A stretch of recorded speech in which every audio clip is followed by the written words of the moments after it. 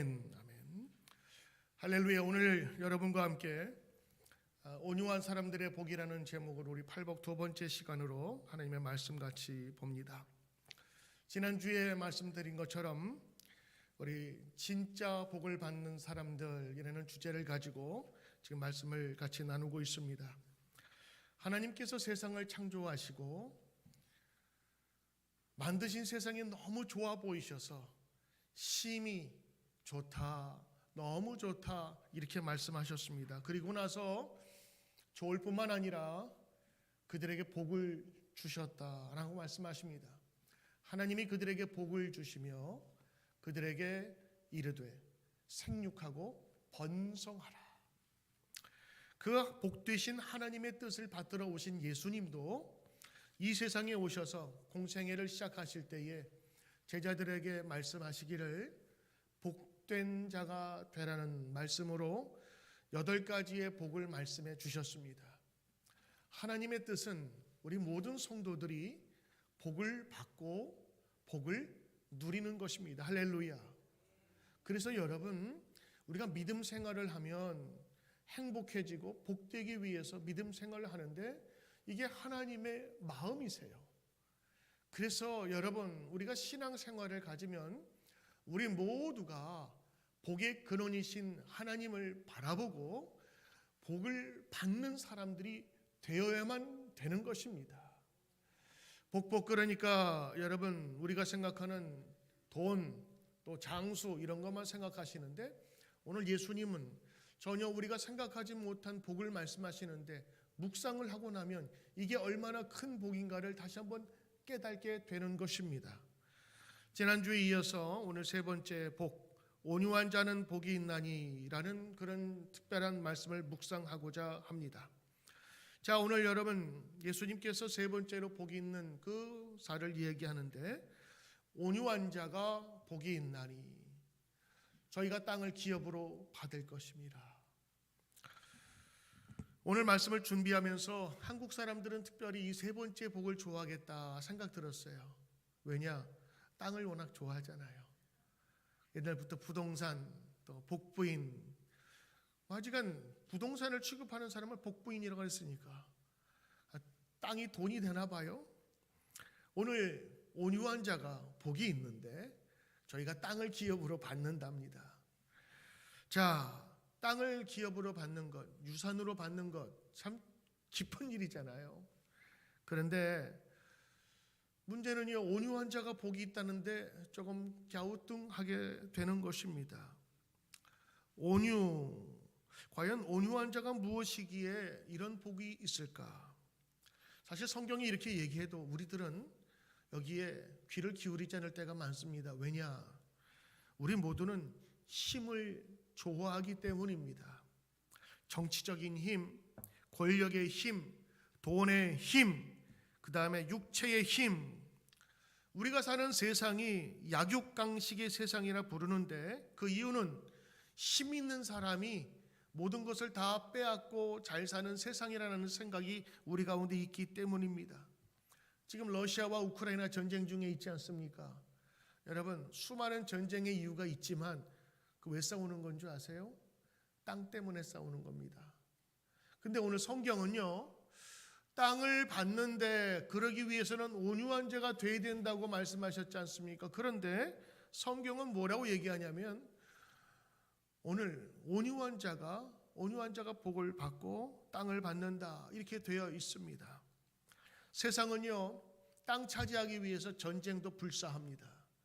남의 땅 쳐들어가서 부수고 전쟁 일으키고 그리고 사람들 다 다치게 하는 것이 세상의 논리예요.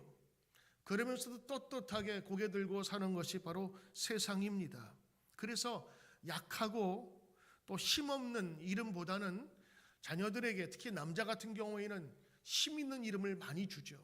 뭐 철이라든가 국이라든가 그 다음에 그 센 이름을 좀 주게 해서 세상을 살아갈 때 연약하게 살지 말라고 하는 부모의 뜻도 거기 담겨져 있는 겁니다.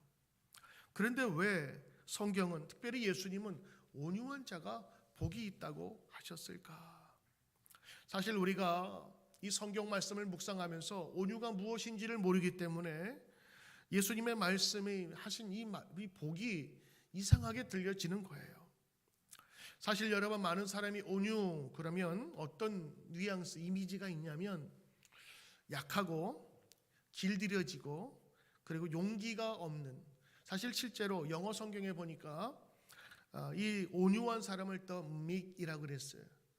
이 meek이라는 뜻이 그 비슷한 단어를 찾아보면 이런 단어의 뜻이에요. 스포츠에서는 좀 약체, 약한 팀, 그다음에 뭐 가라앉은, 조용한, 차분한, 억누르는, 대부분이 뭐 능동적이고 이 적극적이보다는 좀 수동적인 입장이 있어요. 그래서 이 온순하다, 온유하다라는 단어를 뭐 이렇게 뭐 꽃꽂이하는 집이나 뭐 이쁘게 될지 모르겠지만 전투를 하거나 아니면 경기를 임하는 사람들에게는 결코 좋아하는 단어가 아닙니다. 특별히 직장 생활을 하거나 비즈니스를 운영하면 약하면 진다라는 생각이 있잖아요.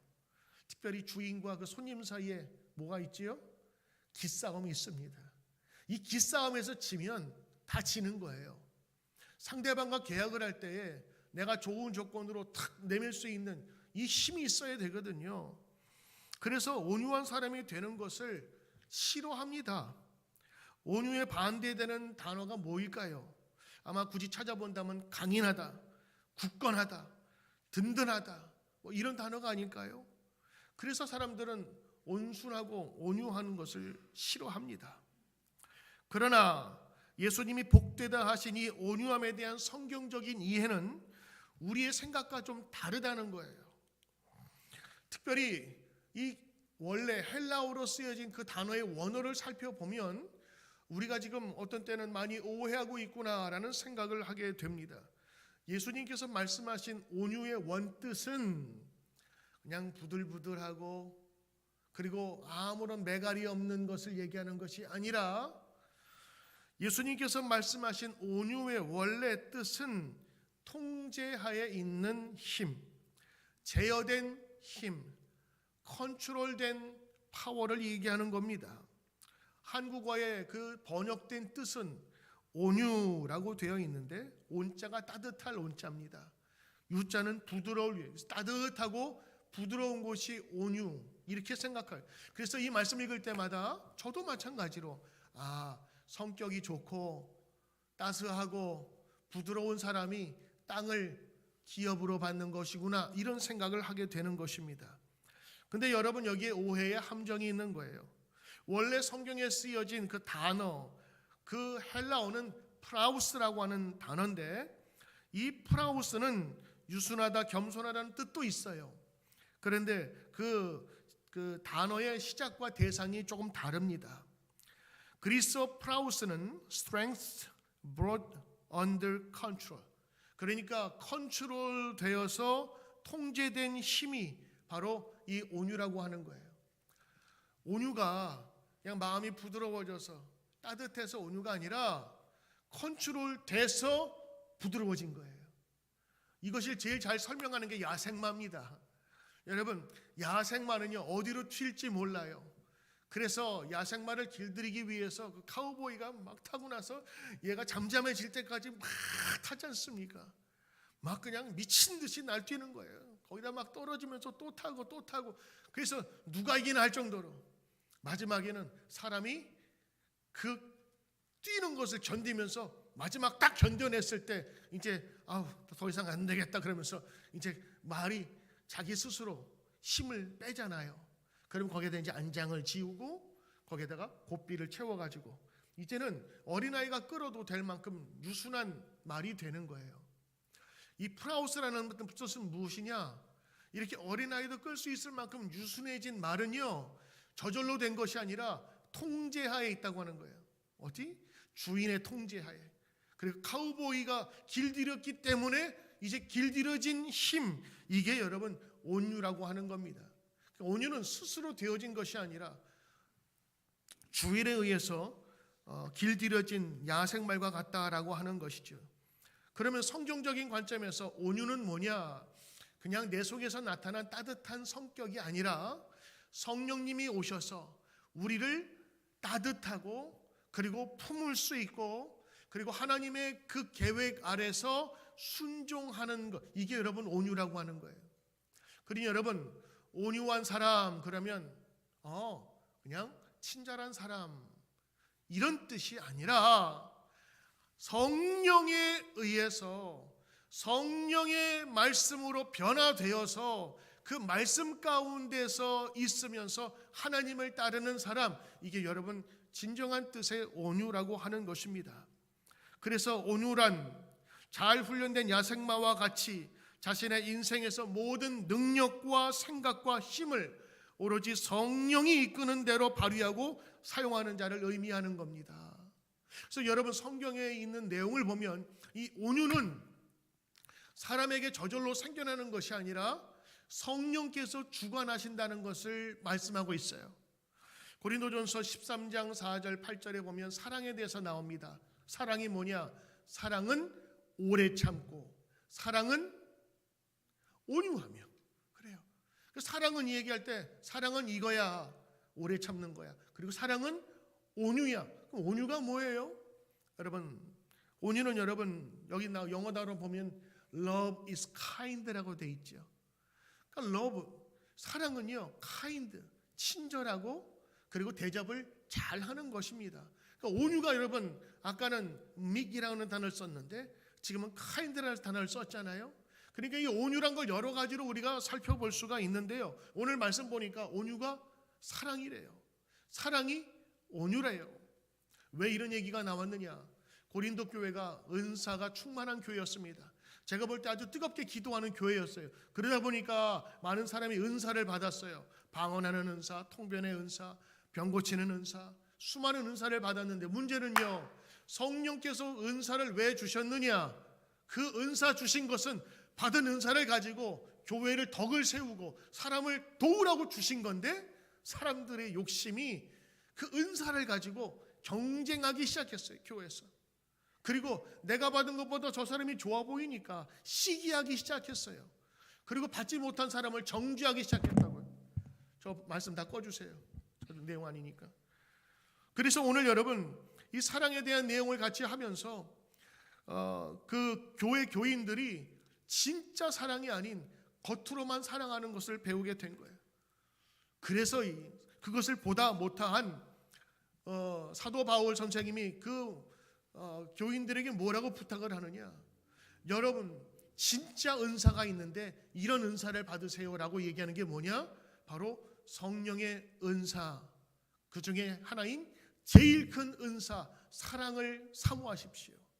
그래서 여러분 고린도전서 13장은 사랑장인데 12장 마지막쯤에 보면 이렇게 돼 있어요. 더욱더 큰 은사를 사모하라. 제일 큰 은사가 뭐냐? 사랑이라고 하는 거예요. 방언하고 그리고 여러 가지 지금 나타나는 현상도 있지만 더 제일 중요한 그 은사가 있다면 사랑의 은사. 근데 그 사랑이 곧 온유라고 하는 것을 말씀하고 있지요. 성령에 의해서 통제되어지고 그리고 성령에 의해서 나타난 그 온유. 여러분 그래서 오늘 이 온유는 우리가 이 성경에서 나온 바처럼 우리 마음속에 늘 새겨야 될 그런 말씀인 것입니다. 또 하나 두 번째가 갈라디아서 5장에 있는 말씀인데 22절에 보면 성령의 열매에 대해서 나와요. 오직 성령의 열매는 사랑과 희락과 화평과 오래 참음과 자비와 양성과 충성과 온유와 절제니. 여기 보면 온유가 나오잖아요. 성령의 열매, 성령이 등장하고 나타나고 씨가 심어지면 반드시 꽃이 피고 열매를 맺게 되는데 여기 온유라는 열매가 맺혀지는 거예요. 그러므로 여러분 온유는 성령이 계실 때 나타나는 열매이다. 그리고 온유는 사랑이라고 하는 성령의 가장 큰 은사 중에 하나다라는 것을 우리가 볼 수 있습니다. 그래서 여러분 이 온유라고 하는 것은 내가 좀 따뜻하고 다른 사람을 친절하게 대하는 그런 정도 얇은 거 아니에요. 오늘 하나님 앞에서 하나님의 이끌림을 받아서 하나님께 곱비 메인 야생마처럼 내 욕심과 내 모든 육체적인 소몽, 이 욕심이 있는데도 불구하고 하느님 앞에 붙잡힌 사람, 이게 여러분 온유한 사람입니다. 그래서 여러분 예수님이 말씀하신 온유한 자 그랬을 때는요, 그 당시에 썼던 헬라어의 그 원어처럼 하나님에 의해 붙들린 사람, 하나님께 순종하는 사람, 하나님께 대해서 친절한 사람을 얘기하는 거예요. 그렇다면 오늘 온유한 자에 대한 인식이 좀 달라지겠죠. 그래서 성경적인 온유는 하나님 앞에서의 겸손이고 하나님의 말씀과 뜻에 대해서 그 말씀에 대해서 부드러워지는 거예요. 여러분 마음이 강팍하면 하나님 말씀을 듣고도 튕겨나갑니다. 그 말씀에 대해서 그렇습니다라고 고백하고 인정할 수 있는, 그래서 하나님에게 더 이상 대항하지 않는, 하나님의 뜻에 대해서 거칠어지지 않는 그런 사람을 얘기하는 거예요. 하나님의 말씀하시면 부드러운 태도로 임하고 반항하지 않습니다. 온유라는 단어를 하나님과 연결해서 보면 그 의미가 달라질 것입니다. 마태복음 8복의 내용을 보십시오. 8가지 내용이 있지만 이게 다 떨어져 있는 그런 말씀이 아니라 다 서로 연결되어 있는 고리와 같은 것입니다. 그런 사람은 오늘 하나님의 말씀을 보지요. 첫 번째로 여러분, 마음이 가난한, 그래서 하나님으로부터만 부유할 수밖에 없는 사람, 그 사람이 천국이 저희 것입니다. 맞죠?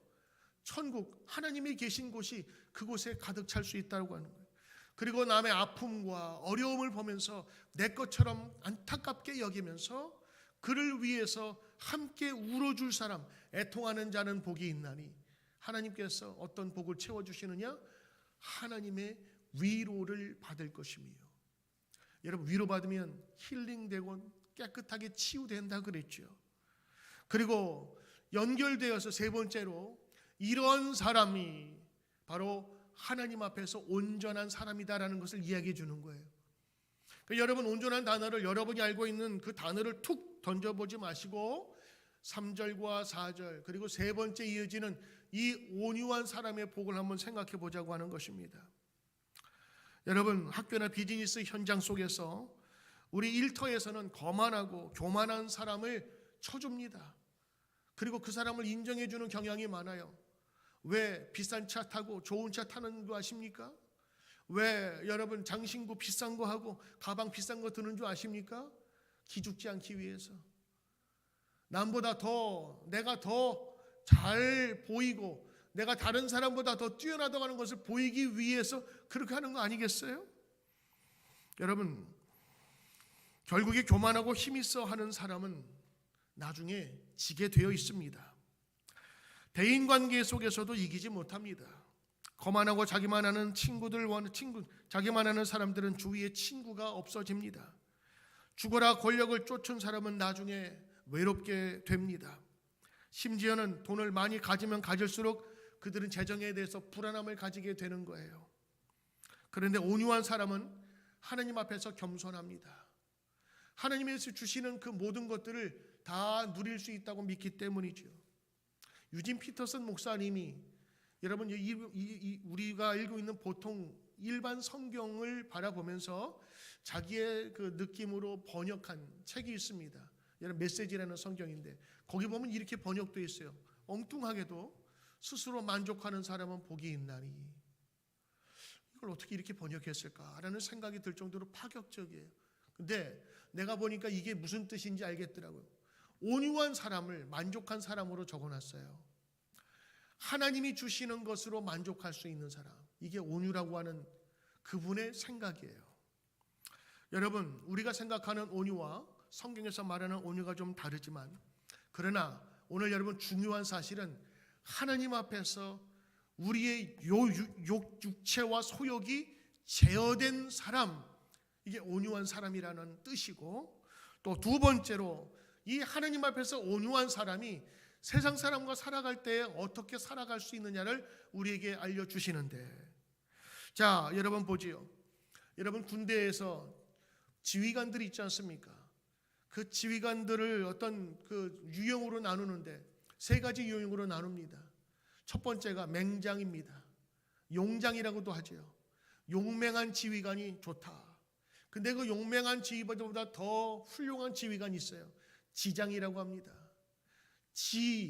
지식을 가지고 군대를 이끌어가는 거예요.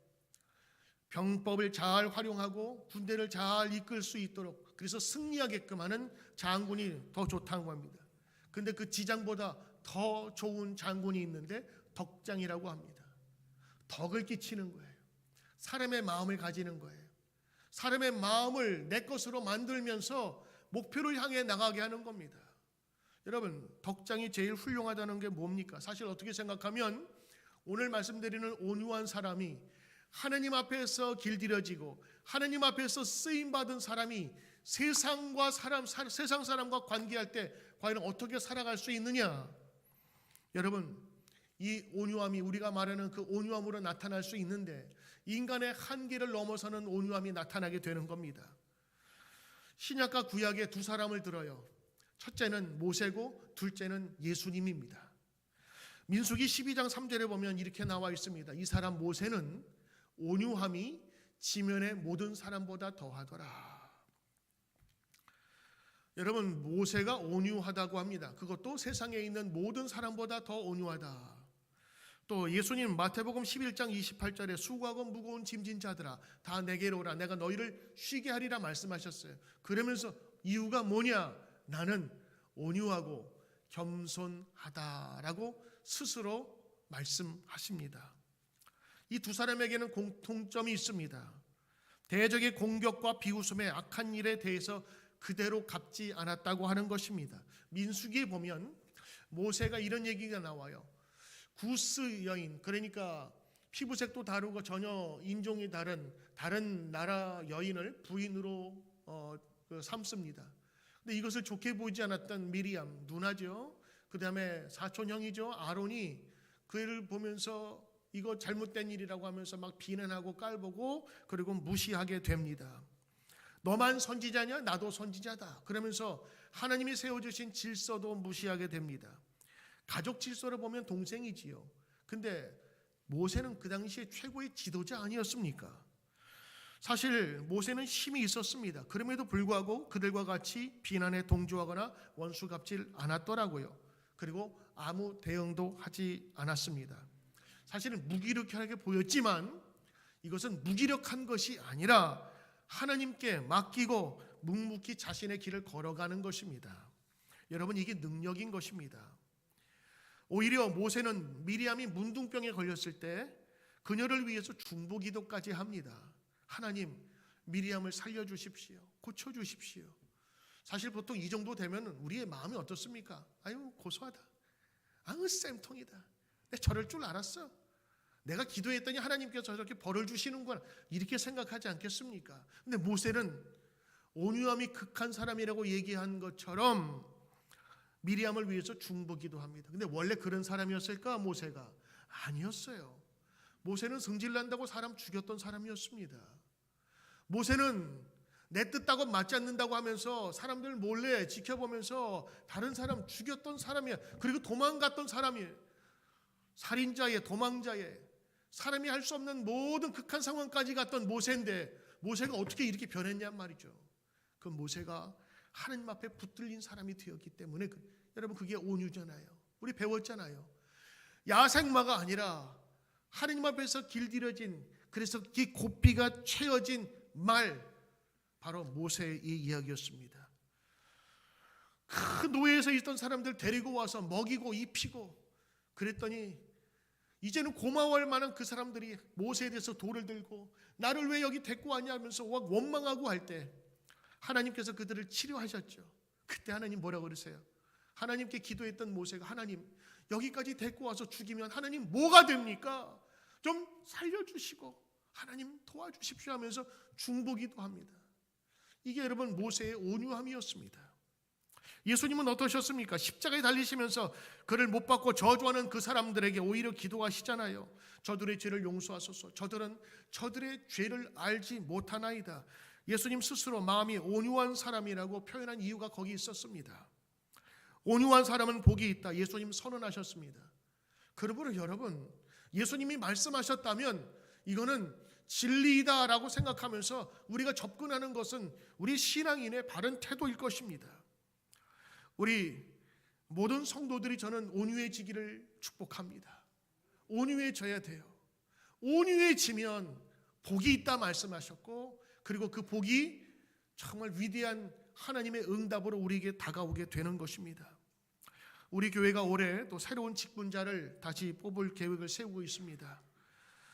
장로, 권사, 집사, 이 직분자들을 세움에 있어서 저는 기도해요. 하나님, 우리 교회 직분자들이 온유한 사람이 되게 해주십시오. 저는 우리 교회에서 열심히 봉사하는 자들을 위해서 기도할 때 이렇게 기도합니다. 하나님, 온유한 마음으로 봉사하게 하소서. 여러분, 저는 큰 성취를 이루는 거 원치 않습니다.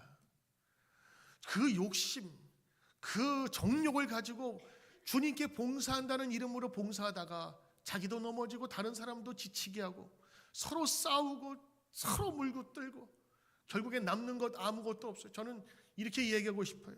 그 마음에 온유로 하기 전에는 그냥 어떤 때는 그냥 쉬십시오. 그게 더 나아요. 자기 욕심으로 한다고 하면서 교회를 어지럽히면 그거는 여러분, 그건 복받는 길이 아닌 것입니다. 새로운 직분자들, 온유한 자들이 많이 나오게 되길 바라요. 말씀드렸죠. 온유의 뜻이 뭐라고요? 착한 그런 정도만이 아니에요. 하나님께 의해서 곱비가 메어진 자, 하나님의 말씀과 뜻이라면 유순해지는 자, 반항하지 않고 그 뜻대로 묵묵히 나가는 자, 그 사람과의 관계 속에는 사랑이, 친절함이, 그리고 그가 할 수 있는 인간적인 그 선을 넘어선 친절이 있는 사람, 바로 그것이 온유한 자입니다. 그 사람은 어떻게 된대요? 복이 있답니다. 그래서 저는 이 말씀 참 좋아요. 온유한 사람. 그래서 온유란 말을 단어를 인터넷에 검색했더니 그 샤이니의 온유가 나오더라고. 그 아세요? 그 댄스 그룹에 온유라는 애가 있어요. 제가 볼 때는 크리스찬 집안 같아요. 그렇지 않고서야 이 온유를 쓸 수가 없거든. 근데 애가 생긴 게 또 이렇게 곱상하게 생겼어. 우락부락 생기는 거 좀 그러면 이게 안 맞을 텐데. 제가 오늘 여러 번 말씀드리는 건요, 오늘 하나님 앞에 붙들린 사람, 온유한 사람이고, 이 사람이 주님께서 말씀하실 복이 있다 말씀을. 그럼 어떤 복이 있느냐? 저들이 땅을 기업으로 받을 것입니다. 할렐루야, 할렐루야. 땅을 받는답니다. 그래서 오늘 제가 말씀을 묵상하면서 나도 이 다음에 땅 좀 가지려면 온유해야 되겠다라는 생각을 어렸을 때 가졌어요. 근데 커서 성경을 보니까 이게 내 생각과는 다르네. 왜? 예수님, 모세가 다 온유한 사람이었다며. 고개 좀 끄덕여 봐요. 예수님 다 최고의 온유한 사람이. 그럼 이 사람들이 적어도 죽을 때쯤이나 될 때면 유산을 엄청나게 받아야 돼, 땅을. 근데 예수님 돌아가실 때 땅이 있었어요, 없었어요? 땅이 없어가지고 무덤도 누구 거 썼어요? 다른 사람 거 빌려 썼잖아요. 그럼 이건 아닌가? 그럼 모세는 어떻지? 모세는 어마어마한 가나안 약속의 땅을 받았어야 되는데 모세는 들어갔어요, 못 들어갔어요? 못 들어가고 죽었어요, 광야에서. 그리고 여호수아와 갈렙과 2세들만 들어갔다고? 그러면 이상한데? 이게 말이 안 맞잖아. 모세는 땅이 없이 죽었네. 예수님도 땅 없이 죽었네. 그래서 많은 분들이 어떻게 해석을 하냐면 이 땅은 육신의 땅이 아니라 영원의 땅, 해석할 수 있는 땅이구나. 그 땅의 개념이 뭐죠? 우리가 딛고 있는 땅이 있는 반면에 우리가 갖고 있는 영역이 있잖아요. 생각의 영역이든가 아니면 미래에 보장된 영역, 그것도 지금 우리가 누릴 수 있는 땅의 개념이라는 거죠. 지금 내가 밟고 있는 땅이 아니라 미래에 주어질, 만약에 여러분 연금이라든가 아니면 여러분 앞으로 받게 될 어떤 큰 보험에 대해서 나타난, 이게 아직은 효력이 없지만 그때는 나타나는 효력이고 그것이 우리의 실제적인 땅이 될 수 있잖아요. 그래서 오늘 이 말씀을 어떻게 해석을 하냐면, 새 하늘과 새 땅, 하나님께서 만드시고 우리에게 약속하신 새 하늘과 새 땅, 혹은 천국의 땅, 하나님이 통치하시는 그 땅, 그 땅을 이야기한다고 사람들이 이렇게 해석을 합니다.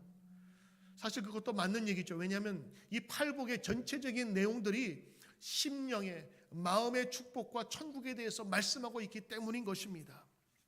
그래서 오늘 땅을 유업으로 기업으로 받는다라는 이 축복은요, 성도의 마음 상태가 하나님이 다스리는 땅, 하나님이 거하는 땅, 즉 하나님께서 인도하시는 그 상태로 우리를 변화시킨다고 하는 거예요. 여러분, 만약에 하나님께서 여러분 온유하면 땅을 주신다 하셨는데 몇 평을 여러분이 가지면, 몇 에이커를 가지면 여러분이 만족하시겠어요? 사람마다 다르겠지만 적어도 10에이커? 아니, 10에이커를 가져보신 분은 더 큰 데를 얻기를 원할 거예요. 50에이커? 아니면 하루 종일 걸어가도 끝이 없는 그 땅까지 가지고, 인간의 욕심은 끝이 없을 겁니다. 근데 여러분, 영원의 진리를 소유한 사람은 이 땅에 대한 가치를 그렇게 두지 않아요. 왜? 죽으면 다 놓고 가야 되는 땅이에요. 실제로 주님께서 주시는 가장 좋은 땅은 육신의 땅도 있지만 우리가 죽어서 갈 수 있는 그 영원한 땅, 천국을 소유하는 것이 우리에게 축복이 아니겠습니까? 그래서 예수님께서 오셨는데, 그래서 오늘 예수님께서는요, 이 천국, 하나님께서 다스리는 땅, 그 땅을 우리에게 주신다라고 하는 것입니다. 여러분, 얼마나 큰 축복입니까? 그리고 또 하나, 동북아시아나 또 히브리 문명에는 땅은 곧 사람을 이야기한다 그래요. 땅을 주신다, 그 얘기는 그 땅에 거주하는 사람을 주신다고 하는 거예요. 그래서 그 땅, 그 마음이 황폐하게 된 것은 그 땅이 인간의 마음이 황폐된 것이고, 또 땅이 풍요롭게 된다는 것은 인간의 마음이 풍요롭게 된다는 것을 이야기하는데, 성경에도 그러한 사상이 들어가 있다고 하는 것이지요. 그래서 이 땅이라는 개념이 영적인 개념으로 바라볼 때 천국에 대한 땅, 하나님이 다스리는 그 마음 상태를 우리에게 주신다는 거예요.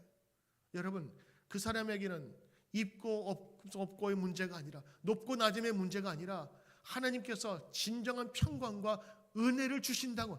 이게 여러분 행복한 거 아니, 이게 복된 거 아니겠습니까?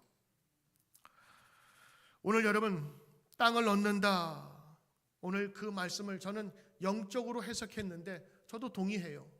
그런데 제 마음속에 그런 거 있죠. 아무리 나중에 천국이 또 중요한 것이지만 진짜 땅이라는 개념은 아닐까라는 생각을 하게 된 거예요. 그러면서 묵상을 해보니까 저는 이렇게 생각되던데요. 여러분, 하나님께 온유한 자, 하나님께 매인 자, 이거는 하나님의 말씀이라면 절대적으로 순종해서 사는 사람이잖아요. 그 말씀에 사는 사람이 사람들을 대할 때 함부로 대할까요? 그러진 않을 거예요. 왜냐하면 하나님이 세상을 만드시고 사람을 만드실 때에 하나님의 형상을 집어넣은 것이니까. 그래서 그 사람들을 대할 때 함부로 대할 수가 없어요. 그래서 겸손하게 대하고 높여 존경하면서 대할 수밖에 없겠죠. 이것이 카인드, 친절하게 나타나는 거예요.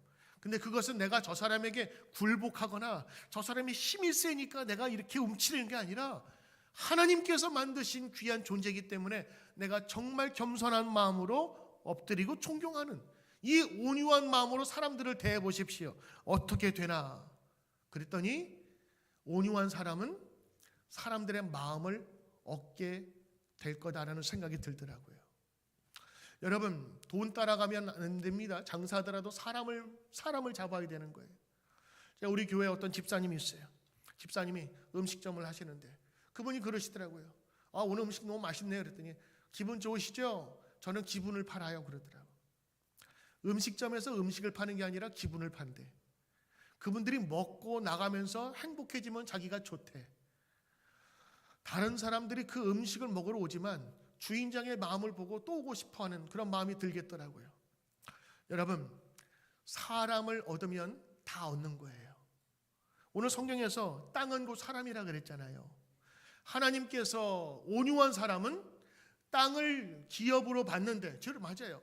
천국을 영적으로 해석해도 괜찮아요. 그런데 온유한 사람은요, 하나님 앞에 붙들리고 하나님의 말씀으로 사람을 진정으로 존경하고 섬기면서 그들을 대우하는 사람들은요, 사람들이 붙어요.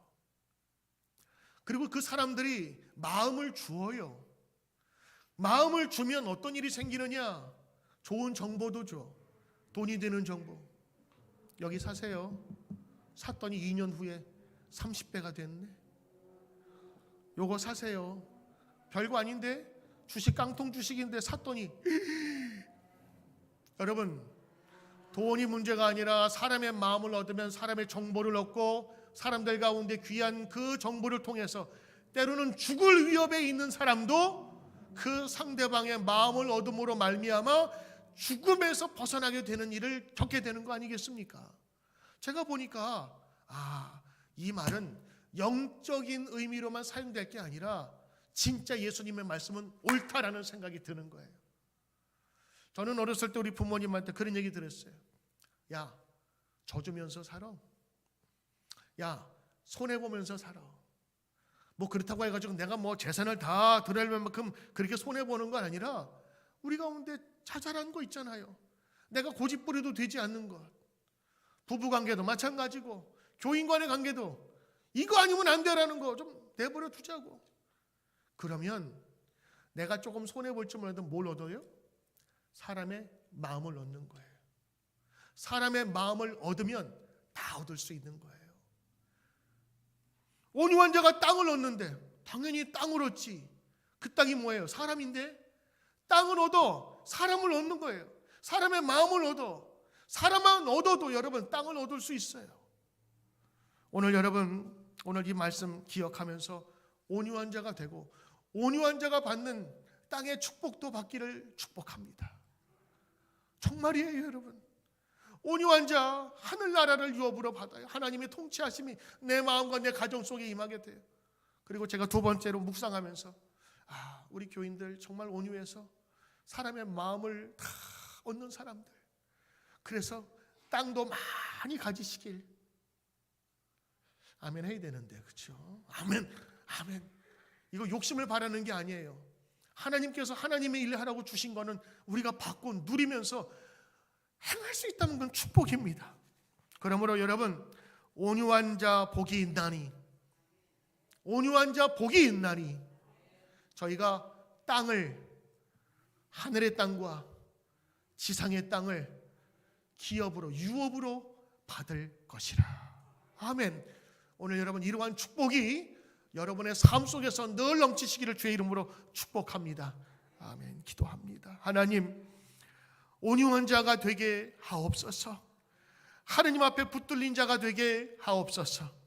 사람에게는 우리가 인간이 할 수 있는 온유를 넘어서는 하나님의 사랑이 증거되는 온유한 자가 되게 하셔서 저들이 큰 땅, 넓은 땅, 천국과 이 세상의 모든 땅을 누릴 수 있는 하나님의 백성 되게 하옵소서. 예수님 이름으로 기도합니다. 아멘.